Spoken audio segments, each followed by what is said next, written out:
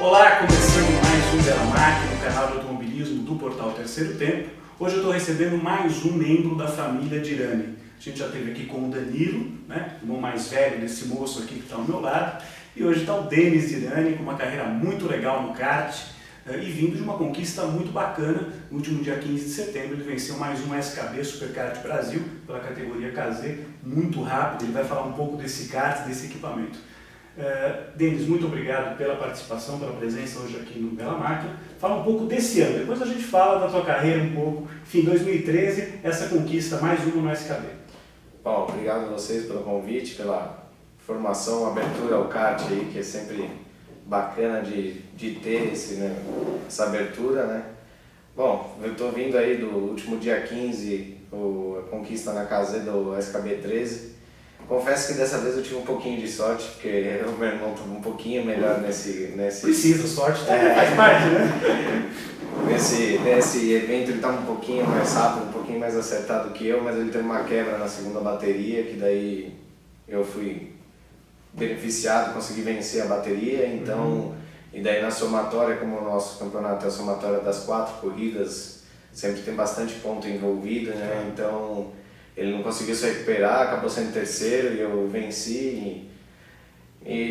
Mas no fim ficou elas por elas, porque ano passado no SKB 6, eu estava nessa mesma situação, eu era um pouco mais rápido que ele, acabei quebrando e ele venceu. Inverteram os papéis de um ano para o outro. No fim ficou igual por igual, então legal. Ficou legal.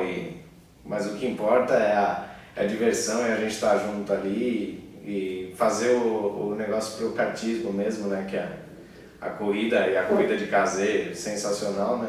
Esse ano já ganhei um outro SKB, que foi o 11, que foi em Itu, que foi um outro evento excepcional, né. Que é uma pista muito legal também. Muito legal, uma baita estrutura, a gente conseguiu fazer um campeonato bem divertido lá, muito piloto e aquela estrutura, aqueles...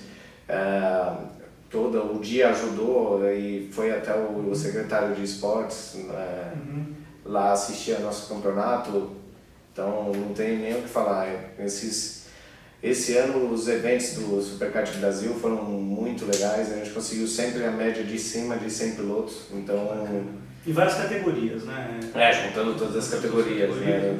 Nós temos 5 corridas, lógico, sempre depois do brasileiro, que acontece em julho, sempre dá uma diminuída, então essa aqui foi a que teve menos, a última do SKB 13, mas mesmo assim a gente conseguiu manter a média de mais de 100 pilotos, que é excepcional para nós, para o mercado brasileiro, para tudo, então foi muito bacana ter essa média de pilotos aí, mostra que a gente está caminhando na trilha certa aí para poder ajudar o kart, para poder levantar e conseguir fazer ainda mais pelo kartismo. Fala um pouquinho da dinâmica do campeonato, do SKB que você venceu, né? Que aliás, deixa eu até enquanto vocês estão vendo a foto desse moço no pódio, né? Recebendo o troféu de campeão, ele está ao lado do Guilherme Stamay, que foi o vice, né? Você terminou com 73 pontos. O Guilherme com 68 e o teu irmão Danilo com 65, né? Essa fotinha que vocês estão vendo é a festa no pódio, um momento de alegria aí para vocês. A dinâmica do campeonato, Denis, como é que funciona, quantas etapas, quantas corridas são, o que você pode usar de equipamento, pneus, como é que funciona isso daí?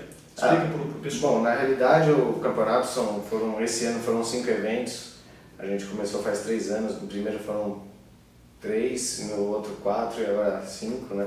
Então a gente está caminhando na realidade aí, tá fazendo bastante coisa aí, tá tentando buscar bastante coisa. E o campeonato que a gente faz é bastante corrida, para garotada correr mesmo, poder ter bastante corrida, então a gente tem 2 tomadas de tempo. Na realidade os 2 dias são sábado e domingo, são 4 corridas, então os 2 dias são iguais. No sábado a gente tem uma tomada pela manhã, uma tomada rápida de 5 minutos, para o piloto despertar rápido, né? E a melhor volta não vai para a segunda corrida, que é a corrida mais longa. A melhor volta vai para a primeira corrida, que é a corrida mais curta. E a segunda melhor volta da tomada vai para a segunda bateria, porque a segunda volta mais rápida é sempre um pouco mais difícil de você conseguir fazer 2 voltas bem parecidas. Ali, né? Então a gente faz justamente isso, para ser assim mesmo, para a segunda corrida, que é a que vale mais pontos do dia. Ah, porque tem uma diferenciação de pontuação, Sim, né? a primeira corrida é mais curta, ela tem 15 voltas, no SKB13 ela tinha 15 voltas, porque a pista era um pouquinho maior, então ela tinha 15 voltas, Tá. e daí ela vale menos pontos, a primeira e a terceira bateria, e a segunda do dia, que é a segunda do sábado e a segunda do domingo, vale mais pontos, vale quase o dobro da primeira. Tá. E também tem mais voltas, tem 22 voltas, então justamente por isso que a segunda melhor volta vale para a segunda corrida, porque a segunda melhor volta é mais difícil, vale para a corrida mais difícil teoricamente, né?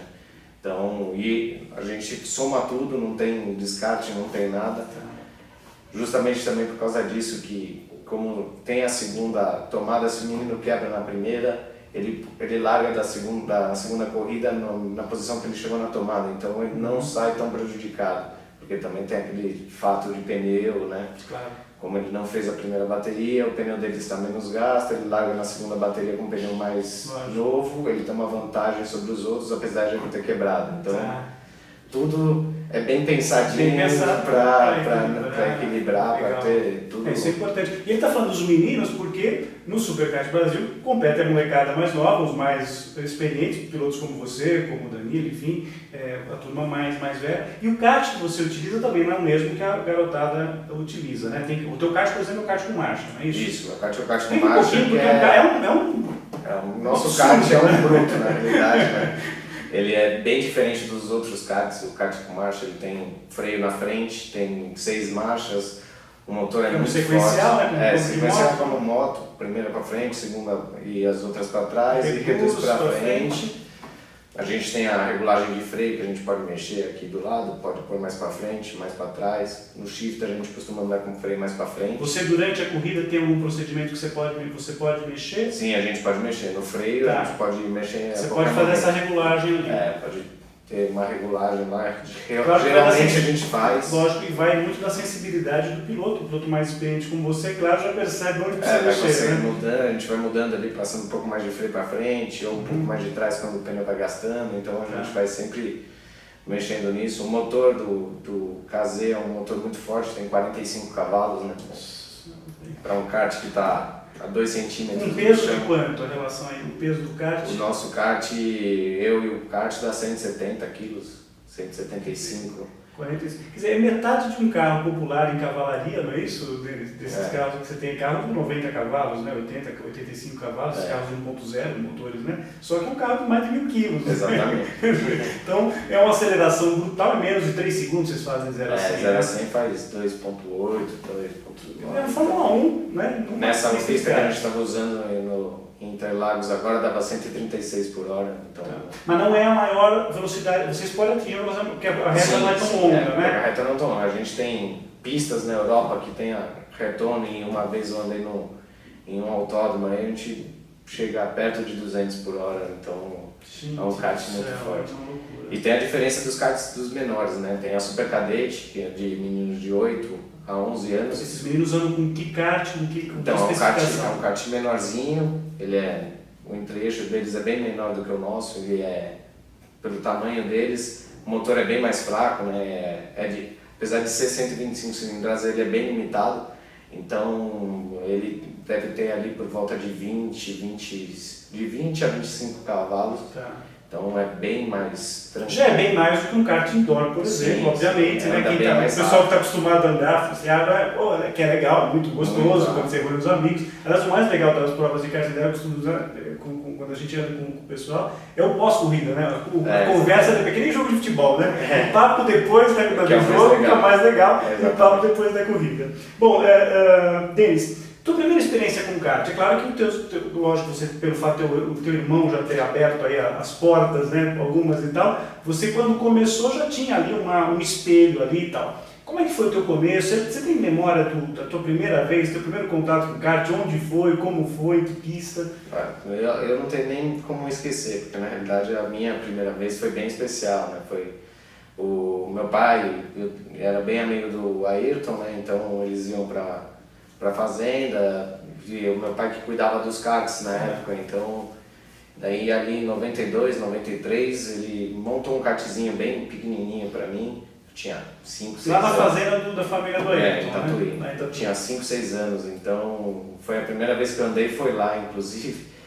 Eu sentei até... Não foi muito feliz a minha primeira vez, porque quando meu pai ligou, o motor ele tinha emprestado o motor para alguém, ele ligou, o motor saiu acelerado, eu Foi embora. fui embora acelerado, daí no fim até rodei lá, mas depois arrumou e Tá. eu fiquei andando. Tá. E essa foi a minha primeira vez, especial. Bacana demais. Foi até... Você tem fotos, tem imagens? Tem, Não, tem, tem. Ah, tem. que legal. Uma recordação fantástica. Né? Fantástica. Você viu a Ayrton pertinho ali, né? Que Sim. você viu, Ayrton faleceu em Tem 94. diversas fotos com Que ele, bacana. vídeos, tudo. Que legal isso daí.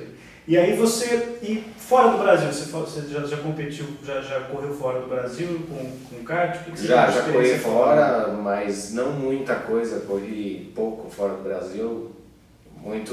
O Danilo correu mais tempos, então no fim, quando a minha vez chegou, a gente não estava tão bem financeiramente, então não consegui correr muitas corridas fora. Mas fiz algumas corridas nos Estados Unidos com um convite, depois que eu ganhei os brasileiros, consegui uns convites para correr. Você correu onde? Corri nos Estados Unidos, no Florida Intertour, 2 vezes, e corri Las Vegas, Legal. que é o campeonato... Gostou das pistas? Sim, o campeonato em Las Vegas é um dos maiores eventos que tem no kartismo hoje, né? Reúne de 500 pilotos, 400, 500 pilotos. E com que kart você andou nessa época? Lá, um kart convencional, um kart com marcha também? Não, dessa vez eu corri kart normal, nessa época eu corri de kart normal, eu não corria de KZ ainda.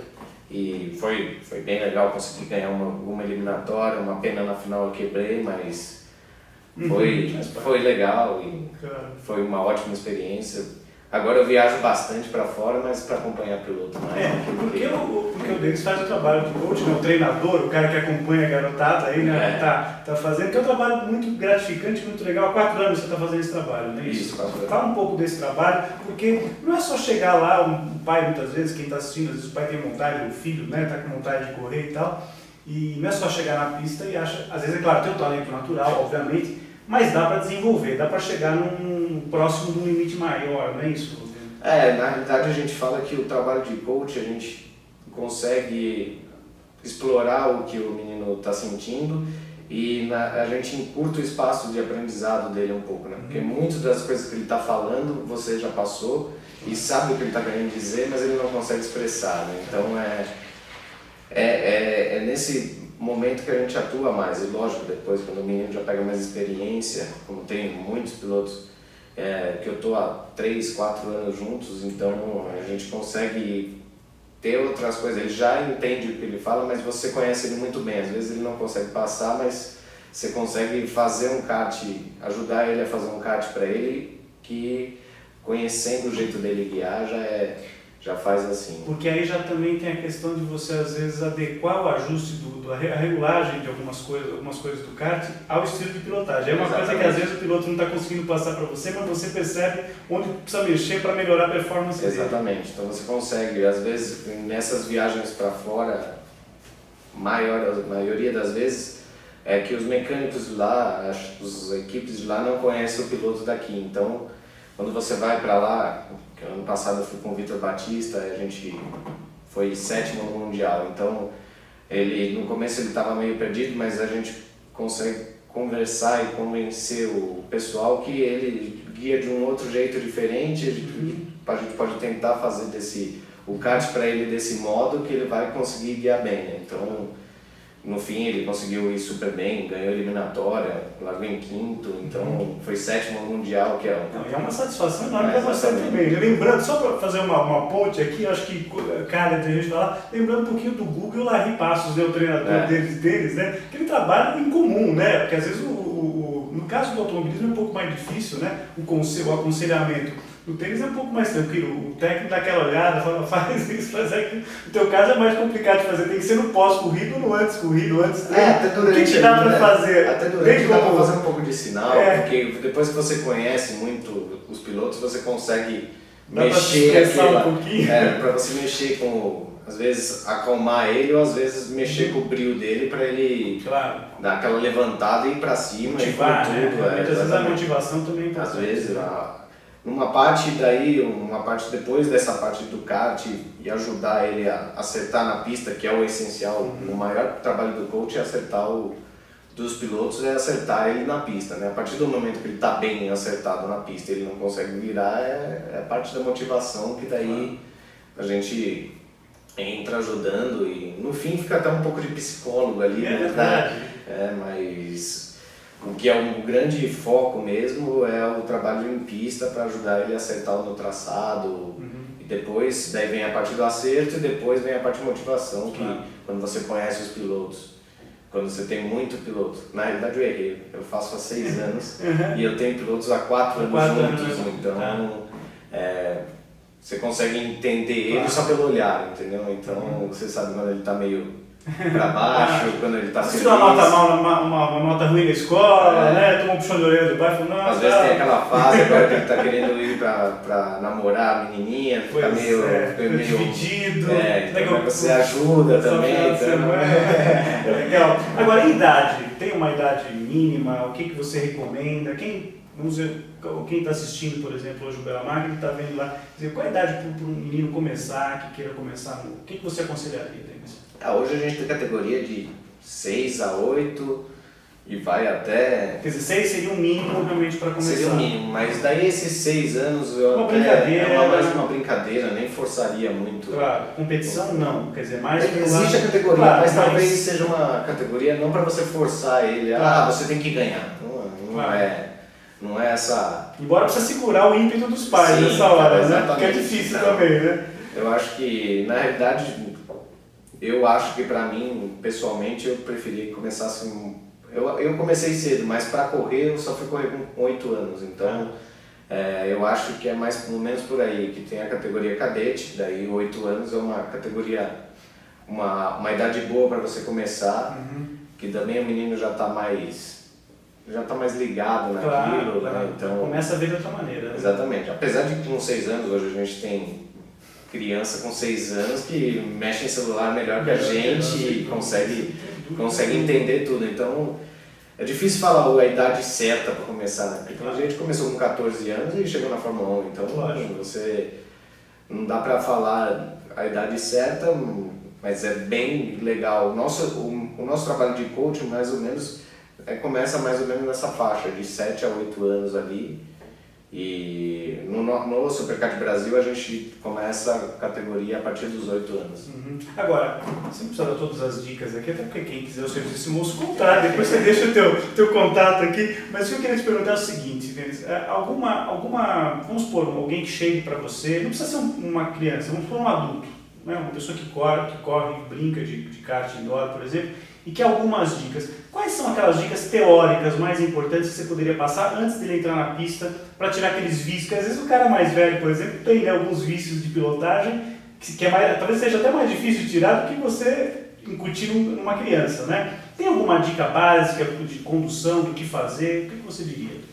Na realidade, quando a pessoa é mais velha, que ela já tem um vício de guiar na rua, fica bem mais nítido, porque daí a pessoa, geralmente ela entra cedo na maioria das curvas, ela quer frear bem dentro, porque na rua geralmente você não sabe a curva que vem, então você entra para a curva e para bem o carro, né? Só que você entra rápido nela geralmente, então geralmente a gente fala isso para aproveitar bem os espaços que a pista te dá, né? Eu também dou curso de pilotagem no Roberto Manzini, que é no autódromo, e é justamente isso que a maioria das pessoas faz. Com carros, com o quê? Com carro de rua. Carro de rua. Então vai a pessoa guiando e você vai do lado. Então geralmente é isso que acontece. Quem tem vício, ele não aproveita todo o espaço que a pista te oferece, né? Porque realmente é bem tangenciar, diferente. quer dizer, fazer a tangência, que é entrada de curva, meio de curva, aproveitar a saída, né? Geralmente ele já entra na curva e já fica parado ali na zebra, mata o carro, entendeu? E o kart tem uma dificuldade de aceleração? Vamos supor, o kart indoor, você já ensinando um cara, né, mostrar. O shifter não, o shifter é um canhão, mas o kart comum já é mais difícil. E o kart é mais bruto, né? Porque ainda quando você leva no carro de rua tem a suspensão, tem tudo, mas no kart não, né? Porrada, se você entrar errado você vai bater a costela, não é que vai machucar, mas Não, mas você toma umas porradas do kart que não é fácil. Ele mesmo te mostra que você está fazendo aquilo errado. Né? Você termina uma bateria de kart, se você sair muito moído, pode ter certeza, você fez um monte de coisa errada. Não é assim? Exatamente, ele mesmo te mostra. Aliás, tem a proteção, né? Aquela proteção Tem, que se utiliza e tal, porque realmente eu sempre fico meio roxo aqui, não tem jeito, acho que não sei. Não tem como, você sempre fica fica aqui. porque mancha, machuca, não é fácil, né? Ainda mais que no kart indoor o banco não é pra você, né? Então você fica sempre meio solto. Porque num kart especial, grande competição, você faz o molde. Você faz o banco pra você, tem a posição de banco, que você guia no seu jeito de guiar, né? Você não fica... No kart indoor, geralmente eles colocam o banco bem reto assim, né? Então a gente não guia desse jeito, sempre um pouquinho mais deitado, mais conforto. Você sempre fica na sua posição. Inclusive um pouco mais de conforto, que não é tão confortável. Não é confortável, porque é feito para ele andar bem, né? Claro, você tem que fazer o kart para você andar. E a posição de banco é essencial no kart para ele ser bom ou não, né? Se uma posição de banco toda errada, o kart fica inguiável. Agora, você tem um detalhe também, né? Quer dizer, o Denis está falando de um kart, digamos assim, exclusivo, moldado para ele. Mas você também participa de provas de longa duração, e aí você tem que sair do kart e deixar um outro piloto no teu lugar, o outro piloto sai, você entra. Aí como é que funciona isso daí? Tem piloto mais alto, mais baixo? Eu já competiu várias vezes nas provas de 500 milhas, né? Da Granja e tal. Então, nessa parte também, eu não sou muito alto, né? Mas ainda bem o meu jeito de guiar, eu fico bem perto dos altos, porque eu guio com a perna bastante esticada, então já ajuda. Ajuda um pouco, mas tem piloto que é muito mais alto que eu, que daí anda encolhido, eu ando esticado. No fim, todo mundo se sacrifica um pouco, mas... Porque não tem regulagem, no carro não tem trilho, não tem como você mudar. Só quando é muito grave, que é muita discrepância, daí geralmente eles colocam um banco dentro do outro. Daí você pula um pouco, mas eu vi poucas vezes isso acontecer, quando era discrepância. Eu estava conversando, onde você está aqui, agora recentemente eu recebi o Adam Kodair, ele está participando da BMW, do FIA GT, e ele faz dupla com o Cacá Bueno, que é muito mais alto do que ele, e eles tiveram que adaptar na Z4, tiveram que adaptar um trilhozinho lá, mas é tranquilo, né? Muito rápido, é um gatilho rápido ali para você fazer o acionamento e tal.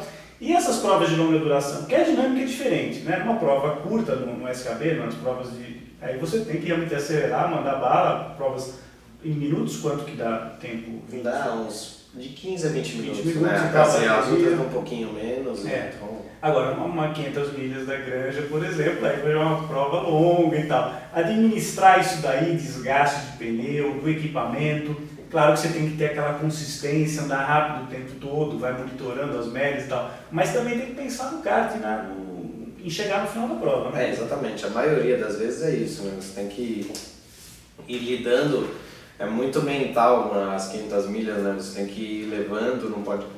Você tem que forçar, tem que andar rápido, mas em certos momentos você tem que tirar o pé, né, para evitar batida, evitar qualquer coisa, porque bate bastante, então você tem que desviar. São muitos karts, né? São muitos karts e mistura tudo também, né? Tem desde as estrelas aos pilotos bem amadores, e então às vezes um vai passar o outro, não enxerga e acaba batendo. Às vezes são equipes de jornalistas, inclusive, meus amigos já foram jornalistas, então eles andaram bem, não. Não, mas andaram, né? Tu manda bem lá. Então sempre tem essas misturas que às vezes você está num momento, porque como varia bastante a temperatura, né? Porque anoitece, então às vezes um motor que andava muito bem durante o dia, à noite fica meio ruim, então tem isso também, né? Você vai passar uma pessoa que estava rápida, o cara ainda não se ligou, então pode dar o enrosco, e principalmente pneu, né? Lidar com os retardatários, complicada, né? Muitas vezes. E principalmente pneu, né? Pneu gasta muito, então tem hora que você tem que já saber, é o momento de falar para a equipe, ó, acho que essa daqui vai ser a última tocada, tem que trocar o pneu. Ou dá para você levar mais um. Tempo, porque o pessoal está acostumado a ver troca de pneu na Fórmula 1, né? Entra aquele monte de cara com gatilho, 2 segundos os caras tiram tudo, o cara vai embora. Como que é no kart? É demorado? Demora um pouco, porque apesar de agora ter as parafusadeiras elétricas, né? Então, mas demora. Você perde ali 1 minuto, 2 minutos. Mas todo mundo perde, né? Exatamente. Uma hora você perde, uma hora você perde. Uma prova dessa, mais ou menos, você faz uma troca? Não, troca mais. Apesar de ser o pneu mais duro, né? Do que a gente usa no Superkart Brasil, mas dura mais ou menos umas 3, 4 tocadas de pilotos, né? Então dá umas quase 4 horas de uso. Então a corrida tem 12, geralmente fazem 2 e uma só do pneu dianteiro. Então, porque daí também você vai levando no final para sacrificar, né? Mas às vezes vale a pena você tentar se manter na pista com aquele jogo para não fazer uma parada. Exatamente. Porque muita gente às vezes acaba ganhando a corrida nessa, de fazer uma troca menos, né? daí geralmente o que a gente faz é põe os pilotos menos experientes no começo, e daí mais pro final, onde os pneus estão mais velhos, vai os pilotos mais experientes que conseguem levar mais tempo. É toda uma estratégia, toda uma tudo, logística que tem que todo ser feita aí, uma engenharia na equipe e tal. E o tempo de cada um também, às vezes, pode mudar, quer dizer, existe um planejamento prévio numa corrida de longa duração, por exemplo, falar assim, vamos imaginar assim, o Denis vai correr tanto, você já correu com o teu irmão em prova de longa duração, o Danilo vai correr tanto, o Matheus, que já esteve com a gente aqui, o Matheus Violi, por exemplo, já competiu com você na mesma equipe. Como é que vocês dividem isso aí? Tem uma coisa antes e às vezes no meio da corrida muda a estratégia? Geralmente a gente faz, os 3 primeiros já estão bem definidos quem vão ser, né? Antigamente a gente fazia quem economizava bastante, né? Mas agora mudou a regra das 500 milhas, você tem que fazer 7 paradas obrigatórias. Então, ou economia ou não, porque a gente fazia 6, acho. Então, quando andava muito bem, né? Então, daí agora eles mudaram 7, então você consegue fazer a corrida sem economizar combustível o tempo todo, né? A não ser que aconteça algum problema, você fez uma parada, acontece um problema, você tem que fazer outra parada, né? Daí você vai ter que economizar para equalizar com os outros. Claro. Mas daí geralmente a gente faz os 3 primeiros pilotos e daí vai repetindo ou vai mudando, mas geralmente a gente tem a estratégia dos 3 primeiros e depois vai mudando durante a corrida, né? E você, observando assim, quer dizer, o que acontece ao longo de uma prova, chuva, né? Pode começar a chover, quer dizer, vai ter um composto para chuva, um pneu para chuva, por exemplo? Inclusive ano passado, faltando 40 minutos para o final da prova, começou a chover, mas era uma garoa. E daí alguns pilotos pararam e colocaram o pneu de chuva, e era bem na hora que eu precisava, eu não estava guiando, eu estava fora, mas eu era o próximo a guiar. E o companheiro achou que devia parar, parou, e daí na hora, vamos ver, tinha parado de chover, logo que ele parando de chover. Aí eu saí para andar, dei uma volta, caiu um dilúvio. Nossa! Daí a nossa, teoricamente, estratégia para o final da prova... Literalmente foi por água abaixo. Foi por água abaixo. Mas daí a gente arriscou em não parar, então eu fiquei andando na chuva com o pneu de seco lá e fui até o final, e no fim deu um pódio lá pra gente, mas se eu parasse para trocar, provavelmente ia perder. Agora, esse caso das provas de longa duração, ao contrário do SKB, no caso aí que você compete, não tem marcha. Não, esse kart é basicamente um motor de indoor, né? Um kart de indoor, que é aquele motor 3HP, 4 tempos, né? Então é um motor para durar mesmo a corrida. Longa duração. Então é um kart totalmente diferente do que o nosso de competição do Superkart Brasil. A gente não tem esse motor, não tem essa categoria no Superkart Brasil. Então é totalmente diferente. Em velocidade, muito ele chega no kart de longa duração. É bem mais fraco. Penso que, dependendo da pista, deve dar uns 80 por hora. Quase um kart indoor mesmo. Exatamente, é bem kart indoor, só muda que é o kart mesmo. Não é o kart indoor porque tem vários tubos para aguentar porrada, né? O chassi dele o chassi nosso é do 500 milhas, é o kart mesmo, é o chassi de competição nosso. Então tem todas as fábricas, tem tudo lá, né? Então eu corro pela Birion, né? Sou contratado pela Birion, então eu corro pela Birion nas 500 milhas também, então a gente tem um kart específico. Tem uma parceria aí, né? É legal, né? Porque é lógico que essa convivência aí, né? Você estando numa categoria e na outra competindo, né? Isso acaba ajudando. Eu sou piloto da fábrica mesmo, né? Eu sou piloto oficial hoje da Birion, que é da onde eu vivo, apesar do coach, mas eu vivo do piloto oficial da Birion, né? Então a gente está desenvolvendo... Que não é fácil, né? Ser um piloto profissional, né? Porque no Brasil não é uma coisa muito tranquila, né? A gente está desenvolvendo o kart aí, esse ano mudou o dono, é o Nas, que é o chefe da minha equipe, então a gente conseguiu dar uma boa mudada no kart, dar uma melhorada, então evoluindo aí, a molecada já deu uma boa levantada aí, tá legal. Legal. Agora, você fala teu profissionalismo no kart e tal. Outras categorias, você teve vontade ou tem vontade de... Você faz... Você também participa do Manzini, né? Como escola instrutor, na escola de pilotagem do Roberto Manzini, lá em Interlagos. Você se adapta bem aos carros de turismo? Tem vontade de competir com outro tipo de carro, além do kart? Tenho vontade, sempre tive. Queria correr de Fórmula, mas por circunstâncias da vida não deu certo, mas consegui andar de Fórmula quando eu ganhei meu terceiro campeonato brasileiro. Eu ganhei um teste de Fórmula, consegui andar lá um dia. Onde você fez teste? Com que carro que você fez? Fiz de Fórmula 3 com a minha Narce lá em Brasília. Fiz um dia de teste, andei legal, então... Mas teve um gostinho, né? Teve um gostinho de andar no carro, e um carro muito legal da Fórmula 3. Sim, muito bom. Daí agora, no começo desse ano, eu fui fazer um cult pro Arthur Fortunato, que está correndo de Fórmula 3. É o segundo no campeonato na Fórmula 3 lá. E o tio Cesário também deixou eu dar umas voltas no carro da Fórmula 3A, que é um carro bem legal, bem avançado. Então consegui matar mais um pouquinho a vontade. Onde foi isso? Foi em Campo Grande agora, em janeiro.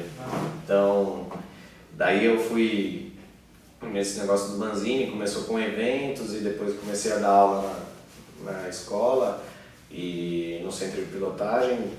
Dei todos os cursos já que tem, né? Defensiva, evasiva, outros cursos para empresas, e nesse momento a gente consegue guiar carros até forte, né? Graças a ele eu consegui andar na Maserati de corrida, fiz diversos, às vezes aparece carro para você fazer sou piloto da Full Power Lap também, que faz o carro de demonstração, eles levam e mostram o tempo que faz na prova. Então na pista eu fiz diversos carros, inclusive carros super esportivos, então no fim eu gosto também Interlagos, sempre Interlagos. Bem familiarizado no traçado, que para você então não deve ser segredo, né? Daí no fim consegue andar com o carro, você tá ali no meio, tá envolvido, e vive disso, né? Então não importa a categoria, a situação, o que a vida faz a gente leva em consideração e consegue guiar tudo e vai, consigo viver disso guiando e sendo feliz, para mim tá ótimo. Que maravilha, isso é maravilha, você está bem tranquilo, né, com o que você está fazendo, bacana. Agora, dentro do automobilismo nacional, você acompanha, você deve acompanhar obviamente as categorias diversas, a gente tem estoque, brasileiro de turismo, marcas, enfim, o que você está vendo, quais os pilotos que você aprecia, Fórmula Truck, teu irmão já correu lá também. Eu sou praticamente um viciado por tudo de esporte. Passou corrida na televisão, você está vendo, puder no autódromo assistir, você vai? Eu vejo bastante pela televisão, acompanho tudo, né, então na estoque ali tem vários pilotos que correram comigo, inclusive o Átila Abreu, ele foi meu, principal adversário quando eu era pequeno, então fomos... E o Átila já era grandão quando era pequeno? Já era grande. Então, o Kodair fez algumas corridas com a gente, agora tem até o meu piloto, que foi meu piloto há 3 anos, agora o Gabriel Casagrande já estreou na Stock Car principal, muito legal. O Felipe Fraga foi meu piloto também, estava liderando até o final de semana passado, do dia 15, a Stock Brasileira de Turismo, a Stock Light. Que era a antiga Montana, né? Exatamente, estava liderando até lá, fez a 5ª pole consecutiva. O Pedro Coesel tá na frente. Fez a 5ª pole consecutiva, então tá sempre andando bem. E é uma tocada totalmente diferente, quer dizer, os carros da Stock, né? Quer dizer, eu imagino, o pessoal que competiu com você, a familiaridade que tem com o teu kart, o shifter, é o câmbio sequencial, mas é um carro muito manhoso, né? O carro da Stock é um carro shifter. Você já chegou a guiar? Não, nunca guiou o carro da Stock. E todo mundo fala, né? Eu já entrevistei o Burt e uma das coisas que o Burt mais falava, né? Inclusive na época quando o Villeneuve veio correr aqui, o Jacques veio correr aqui, falando da adaptação começa. Bom, o Jacques já correu o carro dele, mas o carro da Stock é manhoso, tem os seus segredos, as suas particularidades, mas a tração traseira, como é um kart, diferente, por exemplo, do Brasileiro de Turismo, que é a tração dianteira, e é o que a maioria dos carros que você faz tração dianteira, como instrutor, a maioria... E aí, você prefere o quê? Entre tração dianteira e traseira? Traseira é mais legal, né? Traseira é mais legal. Tem a ver com carro de corrida, exatamente, um pouco mais bacana de guiar, né? Também acho que foi criado isso a vida inteira com a kart. traseira é mais legal, né? Controlar o pé. Mais prazeroso, né? Realmente, sem dúvida. Dianteira é muito legal também, né? Porque sempre tem um pouco de manhãzinha para você levar, mas sensacional. E vendo essa garotada chegando lá, o pessoal que eu ajudei no começo, então é muito bacana de ver, né? Agora tem mais piloto saindo aí pro kart, indo com a transição. Estou indo junto com a transição do Fórmula 3, talvez para a Europa ano que vem, então O único problema que a gente acabou enfrentando, né, deles é essa coisa da gente não ter no Brasil hoje uma categoria com muitos carros forte nessa transição exatamente do kart para o Fórmula. Quando já teve Fórmula Renault com mais de 30 carros no grid, alguns anos atrás e tal, a gente está tendo, quer dizer, o piloto muitas vezes tem que realmente sair diretamente do kart do Brasil lá para fora, que é essa experiência que você está tendo. Isso é o que falta, quer dizer, o automobilismo brasileiro está pecando nesse aspecto e a gente vai ter dificuldade para a formação de pilotos. Exatamente, falta uma categoria entre ali o kart e a Fórmula 3, porque a gente está levando os pilotos hoje para andar de Fórmula 3 aqui, mas querendo ou não, é um salto meio grande já para eles. Então, apesar de ser uma categoria A, o carro ser ótimo, tudo de bom, maravilhoso, mas o salto é um pouco... Muito grande. Teria que ter alguma coisa intermediária. Teria que ter um pouco ali para até ajudar, né? Você faz um ano dessa categoria e vai correr de Fórmula 3, que daí eu acho que até ajudaria a Fórmula 3 a ser ter mais pilotos do que tem hoje. Porque você sai de um kart que não tem nenhuma regulagem, exceto essa do freio que você falou que você tem, mas só no shifter, né? E aí você já passa por... Vamos supor que a gente tivesse alguma coisa como nos anos 70, 80, de uma Fórmula Ford, né? Uma Fórmula Volkswagen, que você já tivesse que regular a suspensão, caster, quer dizer, um monte de coisa que você faria num carro normal, né? Num carro já com... E você não tem isso daí, né? Agora no kart a gente liberou tudo de volta, né? Caster porque antigamente tinham proibido, mas no Superkart Brasil a gente conseguiu. Já pode mexer. Pode mexer em tudo, daí dá um pouquinho de... O piloto já começa a ter uma sensibilidadezinha, exatamente, né? Então uma base para a molecada, mas é aquele... É o pulo realmente de um carro que vai... O kart, apesar de a sensação de velocidade ser muito forte, muito rápida, eu nunca andei de Fórmula 1, mas a maioria dos pilotos que falam que correm de Fórmula 1... Que é o mais parecido. É o mais parecido, então...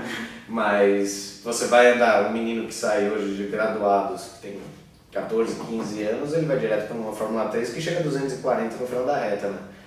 Tudo bem que o kart é rápido, mas o Fórmula 3 você está a 240. Essa é a realmente velocidade. A sensação não é dessa velocidade, mas a velocidade é... Eu acho que nesse caso a sensação do kart acaba sendo maior ainda, né? Porque você está grudado no chão, né? Quer dizer... a sensação é mais rápida, mas é aquilo...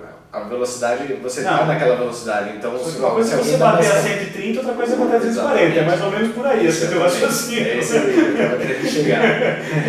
Embora sim, né? É muito difícil de acontecer, claro. Mas assusta, né? Falando nisso, você já passou algum perrengue bravo, algum acidente feio em kart? Como é que foi? Teve alguma coisa? Graças a Deus, não. Não de me machucar assim, eu já bati. Claro. Diversas vezes, já capotei. Capotou? Tranquilo, capotei de kart, sossegado. Inclusive Mãe, pai deve achar uma coisa maravilhosa, né? Quando fica, não, só tem uma capotadinha, mãe, né? A última vez que eu capotei, inclusive capotou eu e o... Eu não lembro se... o menino foi me passar e bateu em mim, daí nós dois capotamos, então... Foi até, plasticamente, foi até espetacular. Nenhum arranhão, nada teve? Nunca me machuquei, nunca quebrei nada. Que maravilha, né? Que bom, né? Porque não é... No fim, o kart todo mundo pensa que é muito perigoso, mas é muito difícil você ver alguém que quebrou alguma coisa. Teve um acidente. Sempre tem, lógico, sempre acontece alguém se quebrar, mas nunca... É muito difícil acontecer. Em todas as pancadas que tem no Superkart Brasil, por exemplo, eu não lembro de ter alguém que se quebrou algum osso. Não, teve a última vez foi até o Suzuki, mas foi por um acaso lá, ele bateu num kart parado e machucou o pé, mas foi a única do Superkart Brasil que machucou. Tem um kart parado, um muro quase na frente, né? Quer dizer, é um negócio realmente que não está muito previsível do que acontecer.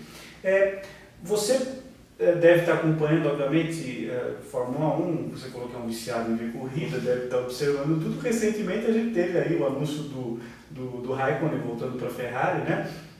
Comentarista deles agora, Denis Villeneuve, fala um pouquinho o que você acha. Vai ser uma parceria intempestuosa, vai ter fumaça, vai ter fogareiro lá na Ferrari? Eu acho que vai ser uma briga grande. Eu não sei se vai dar briga entre eles, porque o Raikkonen é muito Ele é na dele. Muito, ele fica na dele lá e não se mete no do outro, mas que vai ser uma briga de foice entre os dois, vai ser, né? Que são dois pilotos excepcionais e vai ser muito legal de assistir. Você acha que, do ponto de vista da técnica, ano que vem muda muita coisa? Quer dizer, os caras nem se imaginam o que vai ser a Fórmula 1 em 2014, porque o motor é outro peso, é outro tamanho, o cara vai ter que... Os carros não vão poder, não vai simplesmente tirar o motor aspirado V8 agora, né? E botar o motor tudo pequenininho ali e tá tudo bem. Não, vai ter que se mudar totalmente a distribuição de peso do carro, etc. Vai ter que mudar muita coisa. Com dois pilotos experientes como o Alonso e o Raikkonen, acho que isso pode ser muito útil, né, para a Ferrari. Agora, vamos imaginar, quer dizer, você, dentro do campeonato e o Felipe Massa, nós estamos falando agora, de repente amanhã já muda tudo e tal. Tem espaço ainda para ir na Fórmula 1? Eu penso que sim, penso que ele fez ótimas provas, nesse ano fez algumas ótimas largadas. É meio difícil de saber o que realmente acontece ali dentro, né? Porque não dá para você ter uma visão clara do que realmente acontece ali.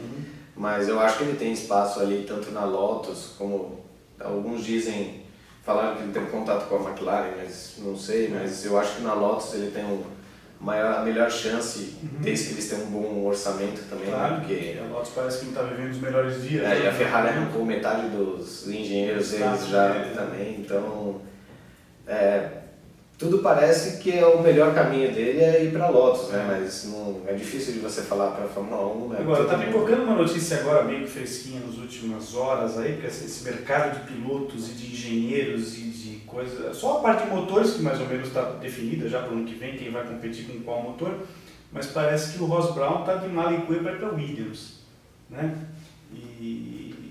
Porque já chegou lá na Mercedes do Pedro, né? Que era o antigo engenheiro, e parece que o Ross Brown na Williams seria uma coisa muito legal também, né? Porque ele levaria um conhecimento. O Ross Brown é um cara muito bom, né?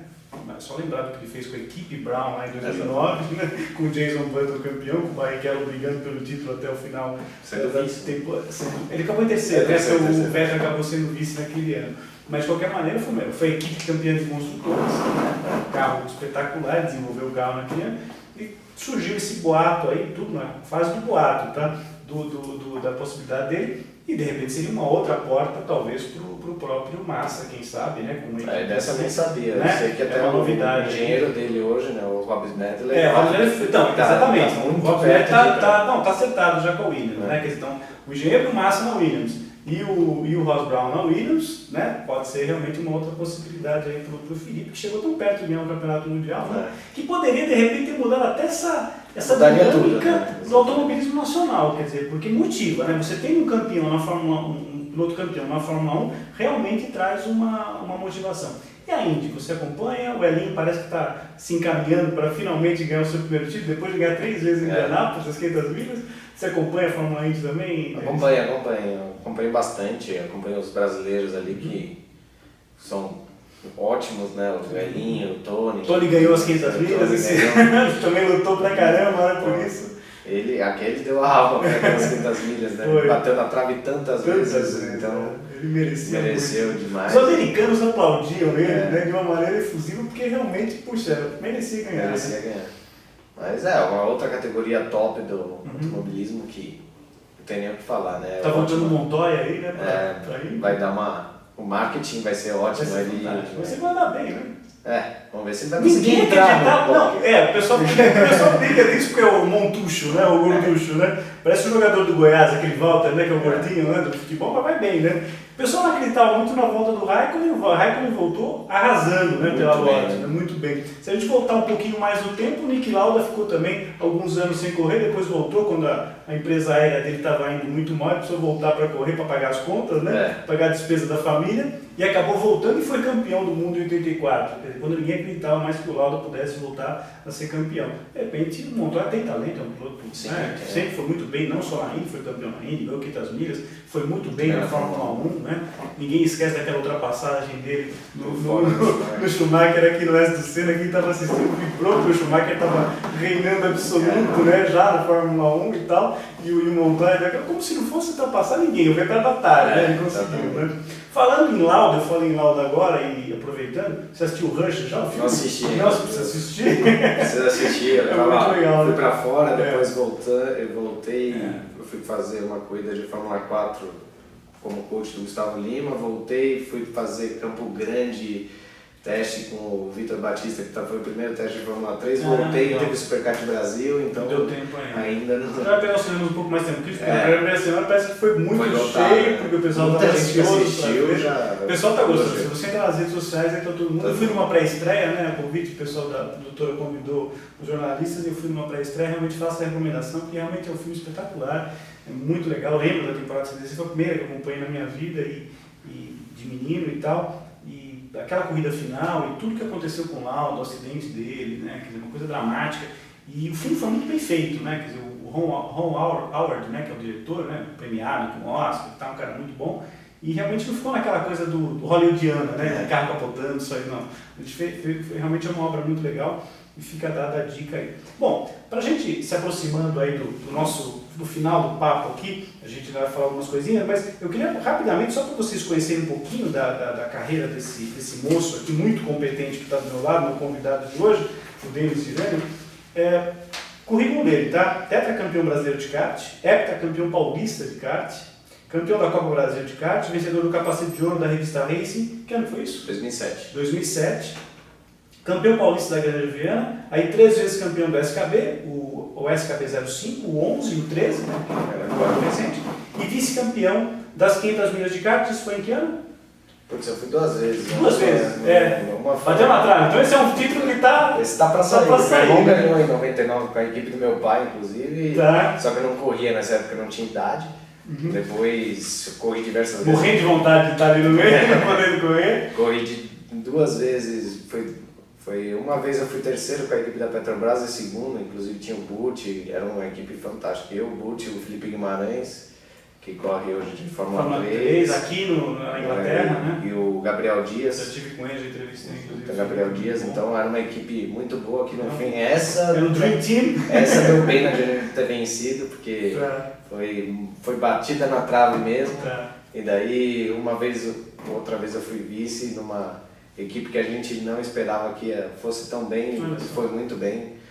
Disputamos a vitória até a final. E esse ano você compete de novo, deve fazer as 500 milhas? Provavelmente sim, na equipe da Bíblia lá, tudo de novo. Tá tudo já programado. Praticamente tudo acertado. Tomara que eu dê uma notícia aqui no site, no portal Terceiro Tempo, da vitória, até quem sabe, né? A primeira, aí a gente grava, aí nem que seja um áudio para você falar da tua vitória, da tua conquista. E o heptacampeonato brasileiro, paulista, desculpa, foi nesse fim de semana também, né? Junto. O Superkart Brasil foi junto, exato. No Campeonato Paulista, então eu ganhei agora também. E um nível muito bom, os pilotos muito bons, né? Sim, Obviamente, né? Um pessoal muito legal.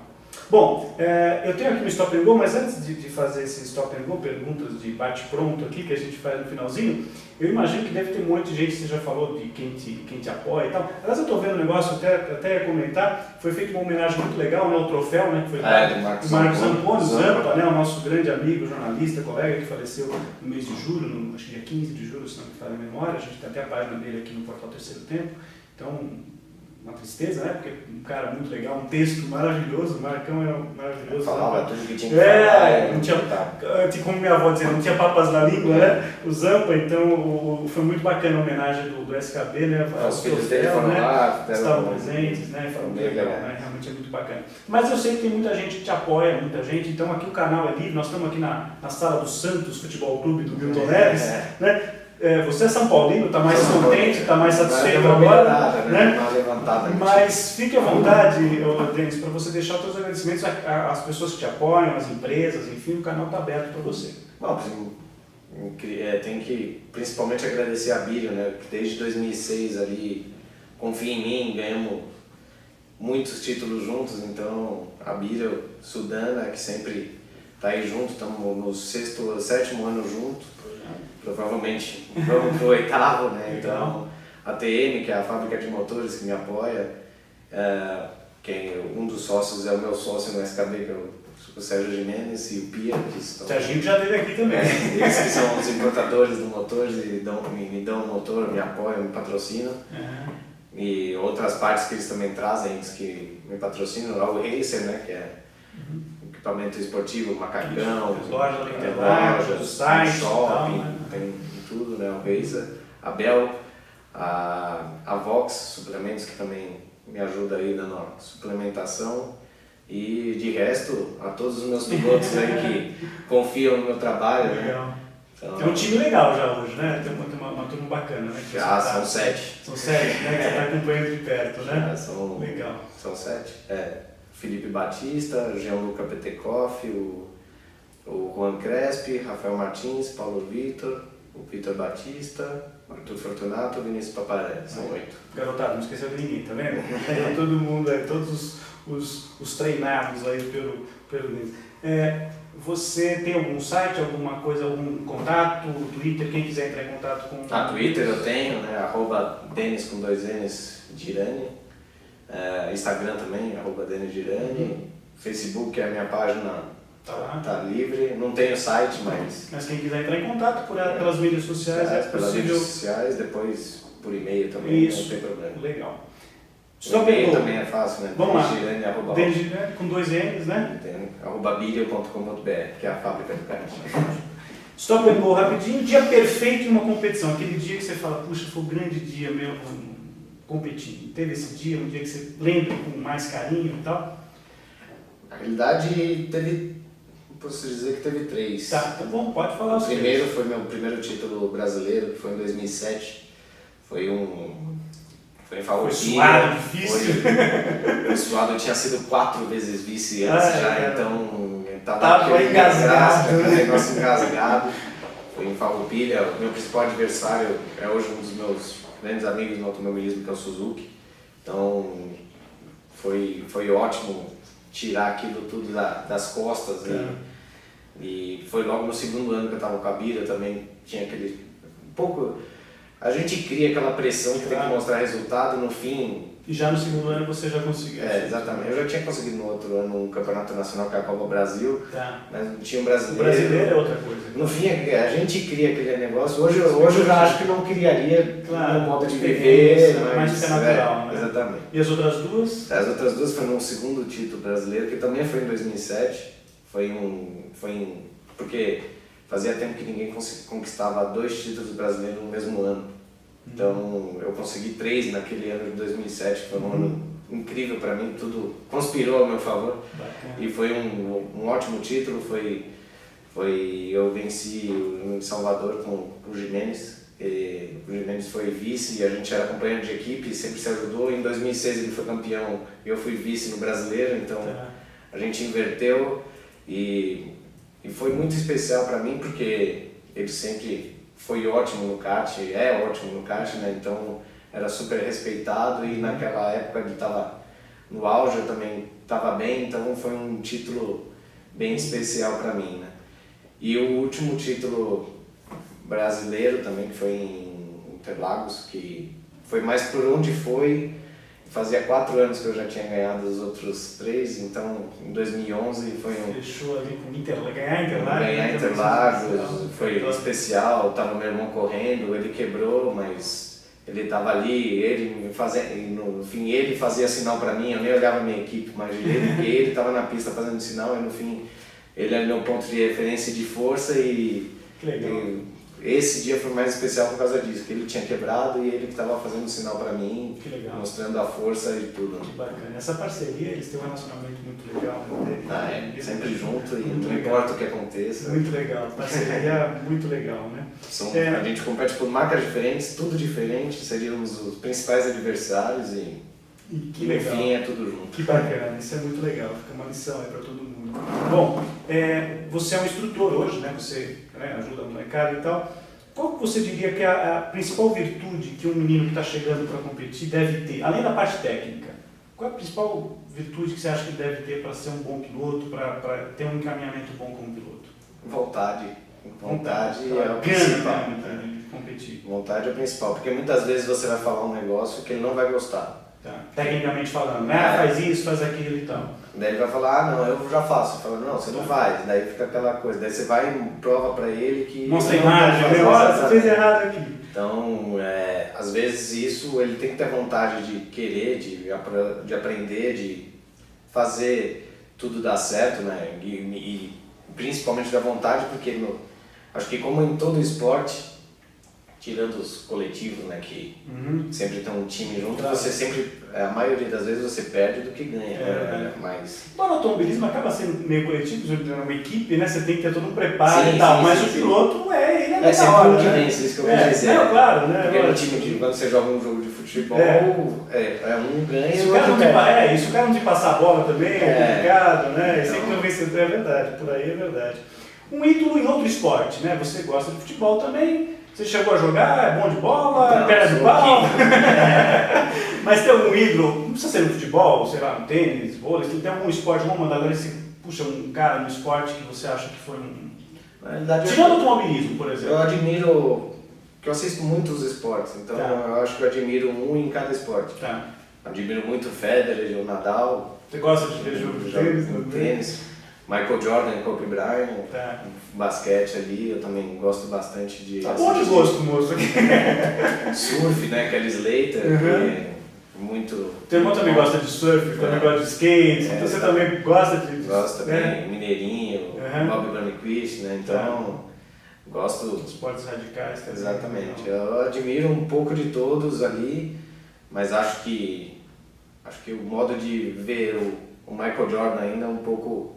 o que ele criou, né, o que ele levou com ele ali, né, então é um pouco maior ali, tirando os do automobilismo, né, e também o Kelly Slater, né, o cara ganha mais de uma década de título mundial, não tem o que falar. Não, é absurdo, é uma coisa colossal, né, tem umas lendas assim no esporte que são realmente absurdas, né, no rally, por exemplo, né, o Peter Hansen, por exemplo, né? Eu estive lá no Raio dos Sertões, o cara é um monstro, né? Foi 5 vezes campeão 6 vezes campeão de moto, 5 de carro, né? No Dakar. Noélio também. Coisa assim absurda. Pra gente encerrar, na música, tem alguma coisa que você gosta? O que você curte mais? Também escuto muito de tudo, escuto... Gosto variado? Gosto variado, gosto bastante de um rockzinho mais tranquilo, não gosto de rock pesado, mas também gosto de uma música... um surf music mais pra ouvir na praia. Exatamente. Chimacuts, Anticuts aí, então a gente escuta um pouco de tudo aí e vamos que vamos. Pra dar aquela relaxada depois do fim de semana estressante. Né? Então, embora quando o piloto é campeão, como ele foi agora recentemente, nunca nada é estressante depois do final de semana. Aquela relaxada, né? Tudo sossegado. Tudo levando bem mais tranquilo hoje em dia, né? Só fica meio cansado, né? Porque querendo ou não, fazer coach, fazer um evento e ainda correr... Tem calendário puxado, viagem pra lá e pra cá. Nesse SKB foi tudo, né? A gente organiza o evento, querendo ou não... Pilota e tem piloto que você vai na orientação, quer dizer, é complicado. Todos nós 6 fazemos isso, né? Claro. Então, sempre o que não está pilotando está fazendo coach, ou o que não está fazendo nada está ajudando na largada. Inclusive, se o pessoal entrar aí nas minhas páginas, vocês vão ver, vão ter fotos minha, a gente fazendo sinal para os pilotos, para eles irem devagar na largada, isso ajudando no SKB, depois começa a fazer sinal para os pilotos que estão correndo, então sempre está fazendo alguma coisa. Sinalizando. Exatamente. É isso aí. É isso. Muitíssimo obrigado pela tua participação hoje aqui no Pela Máquina, foi um papo muito legal que a gente teve aqui com o Denis Girani. Fica a dica para você que está acompanhando o Bela Máquina, então hoje, já que a gente falou do Rush, do filme, né, então tem 2 páginas que vocês podem visitar lá na seção Que Fim Levou. A página do Niki Lauda, né, um dos personagens do filme, né, e a página do James Hunt, que foi exatamente o campeão da temporada de 76. Ambos têm páginas na seção Que Fim Levou, com muitas fotos, com muitas imagens legais, inclusive com vídeos, né, do acidente do Lauda e tal, e essa coisa toda em função desse filme aí que está em cartaz. Então é isso aí, Bela Máquina de hoje fica por aqui, foi um grande prazer estar novamente com vocês, até o próximo, tchau!